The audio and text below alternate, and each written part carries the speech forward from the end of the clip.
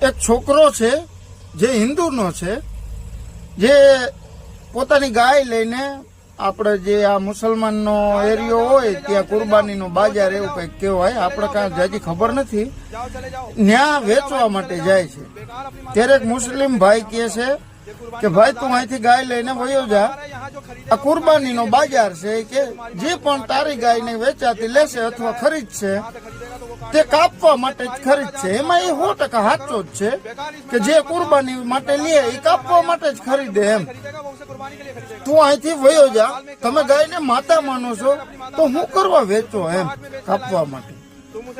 ને આજે સૌથી મોટામાં મોટો પ્રોબ્લેમ ઉભો થયો છે જ્યારે મુસ્લિમ ભાઈઓ બધાએ બહિષ્કાર કર્યો છે કે ગાયની કુરબાની દેવામાં નહીં આવે. બધા મુસ્લિમ એમ બધા હરખા નથી હોતા. તમે ન્યૂઝ વાળાઓ તમને હે ને ગોથે ચડાવી દીધો, તમારી જિંદગીની પત્તરાણી નાખી. મુસલમાન જે બતાવ્યું છે ને એવું ખરાબ કોઈ માણસ છે જ નહીં ભારતની અંદર. તમે સારા તો બધા સારા એમ. ને હિન્દુ શું કરે તમને ખબર છે? રડે છે, પ્રોટેસ્ટ કરે, આંદોલન કરે છે અને રોડ ઉપર બેહીને આંદોલન પૂરેપૂરા કરે છે કે તમે ગાય ખરીદો નહીતર આ ચાલશે નહીં, આ તમારું બધું નિયમો કાંઈ ચાલશે નહીં. એવી રીતના હિન્દુ કહે છે એમ. પરછા લઈને રોડ ઉપર ઉતરી ગયા છે એમ. જ્યારે મુસલમાન ભાઈઓ બધાએ એક એના કોઈક મોલાના હશે કે કોઈ આપણે પૂજારી હોય એમ મસ્જિદના એના મોલાના હશે કોઈ, એને એવી રીતના કીધું કે ગાયની કુરબાની દેવામાં નહીં આવે. આજથી આપણા હિન્દુ ભાઈઓની ભાવનાઓને ઠેસ પહોંચે.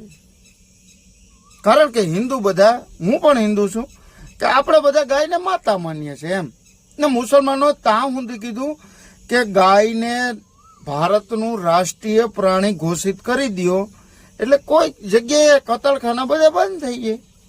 પણ નહીં, હિન્દુ અત્યારે એમ કે છે અમુક લોન લીધેલી છે, લોન ગાયો માટે લોન, કે હમણાં કુરબાની આવશે કંઈક ઈદ જેવું હશે એનું, એટલે એ આવશે તો ખરીદશે, એના પૈસામાંથી અમે વેચી અને લોન ભરી દેશું.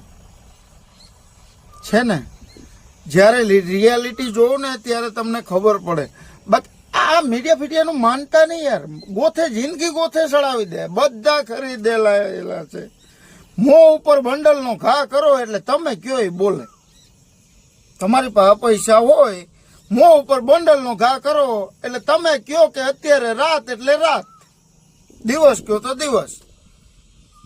તમે ભલે 1000 કાંડ કરીને બેઠા હોય, એક જ ફેરે કહેવાનું કે મને સારો માણસ બતાવી દો, તમારે જોઈએ એટલા પૈસા લઈ લ્યો.